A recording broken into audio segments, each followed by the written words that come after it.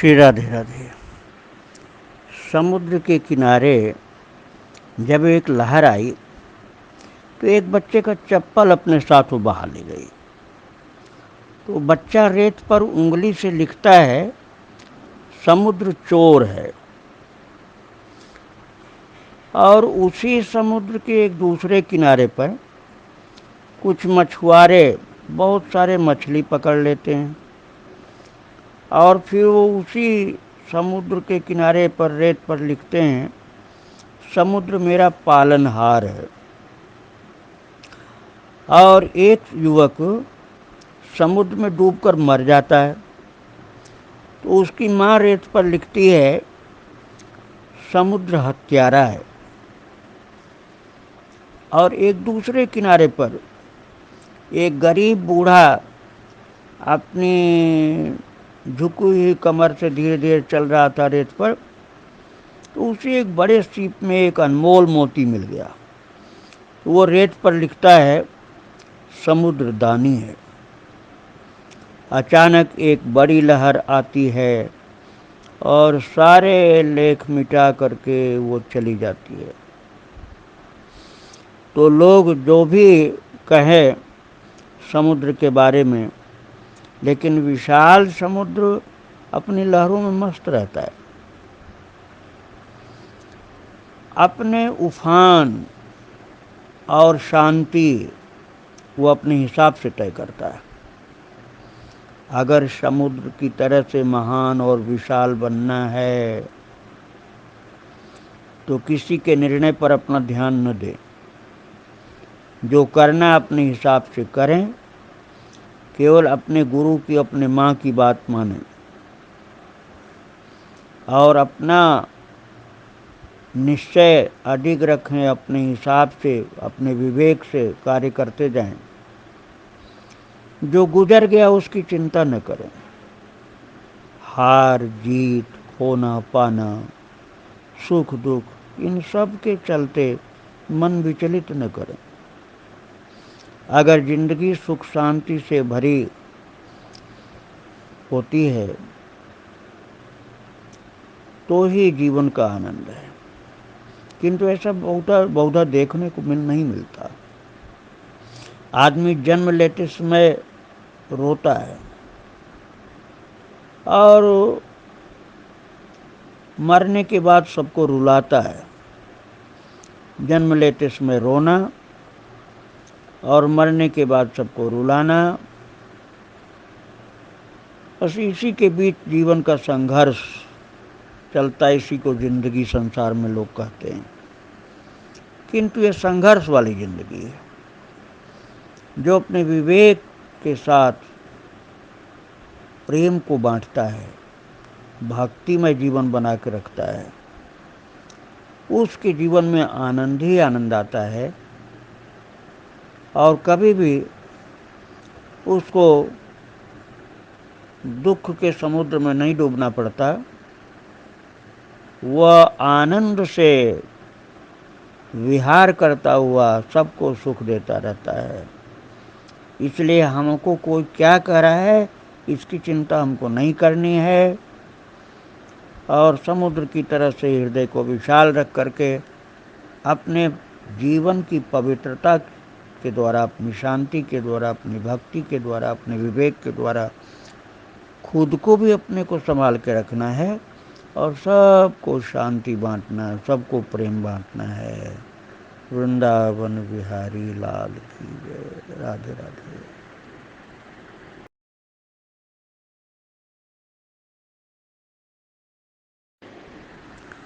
वत्स, 3 प्रकार के कर्ता होते हैं। एक होते हैं जो निश्चय कर लेते हैं, उस कार्य को करते ही जाते हैं। फिर विघ्न कितने भी आवें वो हटते नहीं हैं, पीछे मुड़ कर नहीं देखते हैं। तो जीवन में एक बार जो फैसला कर लो तो फिर पीछे मुड़कर मत देखना, क्योंकि पलट कर देखने वाले इतिहास नहीं बनाते। सबसे पहले अपने लिए एक सकारात्मक लक्ष्य निर्धारित करना चाहिए। फिर उसको प्राप्त करने के लिए निरंतर कठिन प्रयास करना चाहिए। ये प्रयास लक्ष्य की प्राप्ति तक जारी करते रहना चाहिए। कोई भी पुनर्विचार अथवा लक्ष्य सिद्धि से कम किसी बात पर भी संतुष्ट नहीं होनी चाहिए। और जब तक ऐसी कटिबद्धता नहीं होगी तब तक लक्ष्य की प्राप्ति नहीं हो सकती है। और जो लोग थोड़ा सा विघ्न आने पर कार्य करना अपना छोड़ देते हैं, वो उत्तम प्रकार के नहीं, वो द्वितीय प्रकार के होते हैं कर्ता। पहले जो मैंने बताया वो प्रथम प्रकार के कार्य करता। और जो अपने कार्य को शुरू ही नहीं करते इस डर से कि बाधा आ जाएगी, फिर नहीं कर पाएंगे, पहले ही सोच लिया कि कार्य शुरू करेंगे तो बाधा आ जाएगी, इस डर से नहीं करते, वो सबसे निकृष्ट कार्यकर्ता होते हैं। इसी तरह से विद्यार्थी जीवन में भी हमको बाधा कितनी भी पड़े, हमको पढ़ाई करनी है सबसे उत्तम। और जो बाधा पढ़ने पर छोड़ देता है वो बीच का हुआ। और जो बाधा आएगी इसलिए हमको पढ़ना ही नहीं, वो सबसे निकृष्ट होता है। तो सबसे उत्तम विद्यार्थी बनना है तुमको कि किसी प्रकार की बाधा आवे, हमको तो अपनी पढ़ाई करना है। जैसे उत्तम कार्यकर्ता होता है ऐसे उत्तम विद्यार्थी होता है। श्री राधे राधे, जय श्री राधे।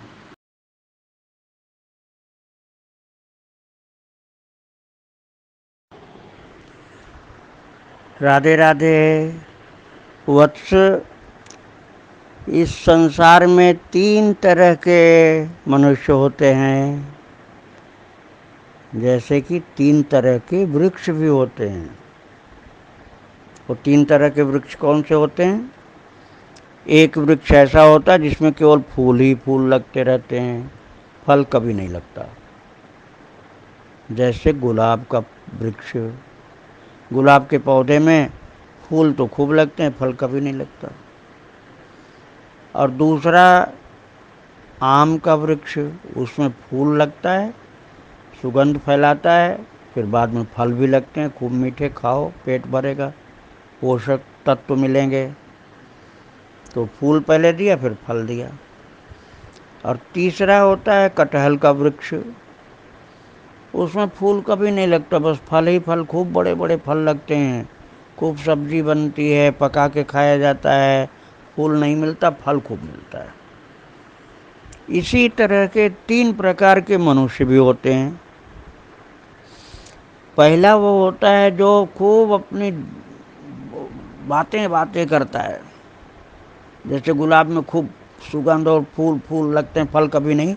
ऐसे वो आदमी खूब अपनी बातें बनाता है, डींगे मारता है, बहुत बातें बनाता है, कभी कोई फल नहीं लगता, अर्थात कभी कोई काम करके नहीं देता, काम करके कभी नहीं कुछ दिखाता, काम कुछ नहीं करेगा, केवल बात बनाएगा।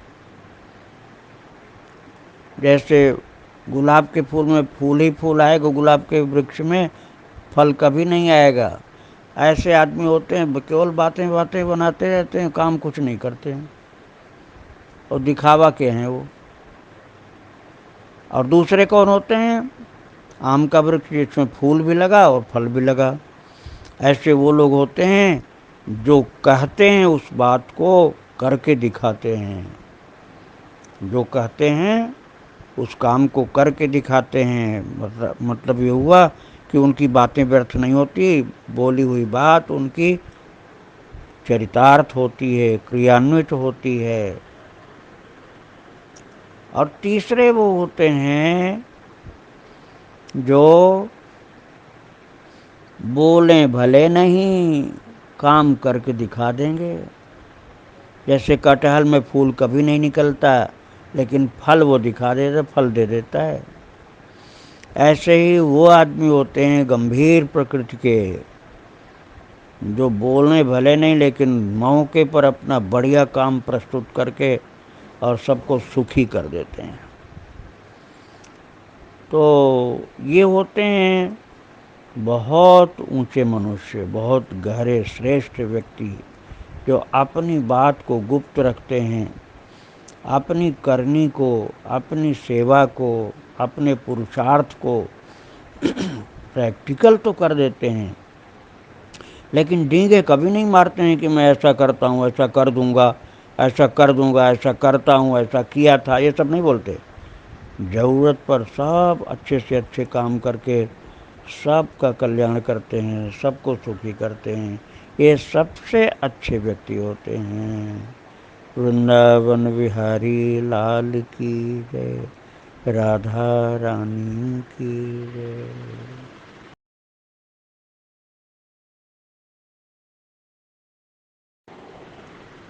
राधे राधे। बच्चों को सबसे ज़्यादा जो ध्यान देने की चीज़ होती है वो यही है कि किस तरह से विद्या आगे बढ़े, विद्या का विकास हो, विद्या और सुंदर विकसित रूप में प्राप्त हो, अर्थात ज्ञान की वृद्धि हो। विद्या की वृद्धि का तात्पर्य हुआ ज्ञान की वृद्धि। तो पढ़ाई लिखाई तो ध्यान से करनी ही है, वो तो कर ही रहे हो। दूसरी चीज़ ये मैं आज बता रहा हूँ कि विद्या बढ़ाने के लिए एक उपाय और भी बताया गया शास्त्र में। वो ये है,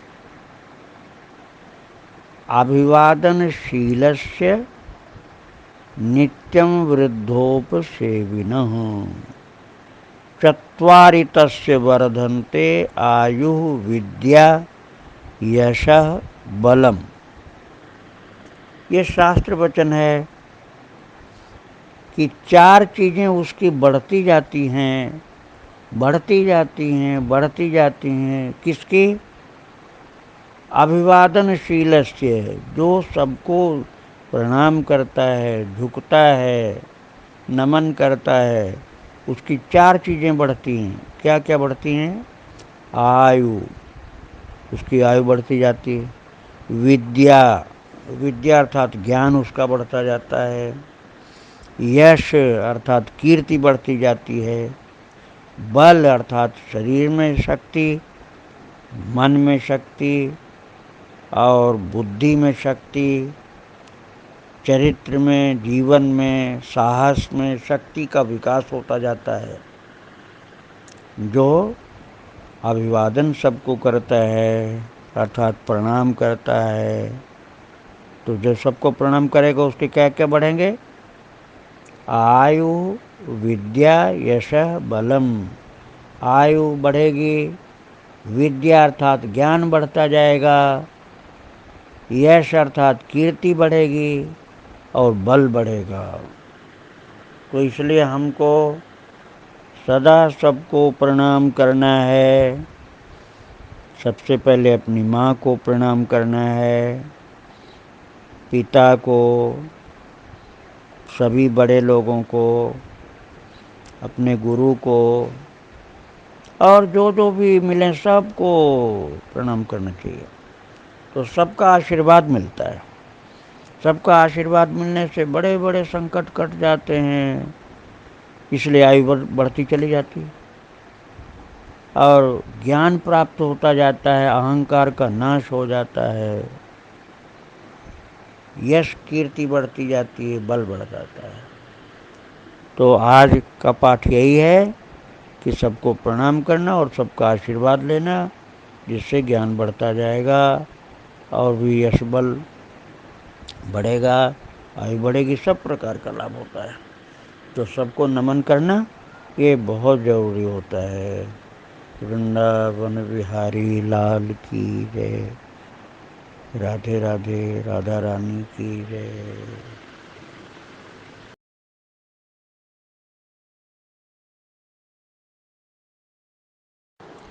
वत्स, एक बहुत सुंदर शास्त्र वचन है, भानुप्रिय नमस्कार। भानु कहते हैं सूर्य भगवान को, सूर्य देवता को। भानुप्रिय नमस्कार का तात्पर्य हुआ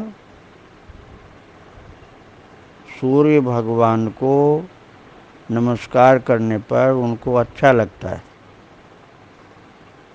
तो प्रतिदिन सूर्योदय के समय जब तक सूर्य का गोला लाल रहता है, अर्थात मुलायम किरणें होती हैं, दाहक नहीं होती किरणें, तब तक उनको नमस्कार कर लेना चाहिए। जब तेज किरणें हो जाती हैं, तेज धूप वाली, तब नहीं नमस्कार किया जाता। और सूर्यास्त के समय भी अस्ताचल को जाते हुए सूर्य को भी प्रणाम नहीं करना चाहिए, उससे हानि होती है, कीर्ति का क्षय होता है, बुद्धि का क्षय होता है। अस्ताचल अर्थात सूर्यास्त के समय सूर्य को प्रणाम नहीं करना चाहिए। सूर्योदय के समय जब मुलायम किरणें होती हैं, कोमल कोमल लाल लाल किरणें, अरुणोदय का टाइम, सूर्योदय का टाइम होता है, उस समय उनको नमस्कार किया जाता है। भानुप्रिय नमस्कार। और क्या फ़ायदा होता है प्रणाम करने से? एक तो बुद्धि का विकास होता है। ज्ञान के देवता हैं सूर्य, सूर्य ज्ञान के देवता हैं, ज्ञान की वृद्धि होती है। दूसरा, रोगों का नाश होता है। तीसरा, सकारात्मक चिंतन बढ़ता है, आत्मा की शक्ति बढ़ती है और अंधकार से मुक्ति प्राप्त होने पर सूर्य भगवान को धन्यवाद दिया जाता है, कृतज्ञता का ज्ञापन किया जाता है। तो सूर्यदेव ग्रहाधीश हैं, सभी ग्रहों के स्वामी हैं। तो सभी ग्रहों को एक एक प्रणाम सबको नहीं किया जा सकता, तो केवल सभी ग्रहों के मालिक को, सूर्य भगवान को प्रणाम करने से सभी ग्रहों को प्रणाम हो जाता है। तो सभी ग्रह भी प्रसन्न हो जाते हैं, सूर्य भी प्रसन्न हो जाते हैं, ज्ञान देते हैं, आरोग्य देते हैं, और जो नकारात्मक जीवाणु होते हैं, वातावरण होते हैं, उन सब से मुक्ति देते हैं। इसलिए भानुप्रिय नमस्कार हो, ये याद रखना चाहिए। सुबह सुबह उनको प्रणाम करना है बस, सूर्योदय के समय में। तो इसके लिए जल्दी उठोगे तब कर पाओगे तुम प्रणाम। राधे राधे। वृंदावन बिहारी लाल की जय। जय श्री राधे।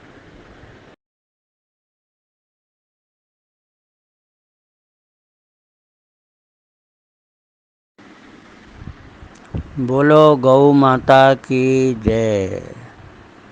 बच्चों, चार पैर के जीव जो होते हैं पशु कहलाते हैं, किंतु गाय पशु नहीं होती। गाय को देवी का स्वरूप माना गया। ऐसे पशु के रूप में वो देवी है जिसमें सभी देवी देवता वास करते हैं। गाय के अलावा अन्य किसी का मल मूत्र पवित्र नहीं माना गया, किसी का भी नहीं। केवल गौ माता ही ऐसी होती हैं जिनका मलमूत्र अर्थात गोबर गोमूत्र भी पवित्र होता है, और जहाँ उसको छिड़का जाता है वो जगह भी पवित्र हो जाती है। ये विशेषता केवल गौ माता को मिली है। उनके अंग प्रत्यंग में देवी देवताओं का वास है। मूत्र में तमाम रोगों को नाश करने की शक्ति है। और भक्तों, बच्चों देखो, बहुत सावधानी के साथ गौ माता को रोजाना नमन करना चाहिए। बच्चों,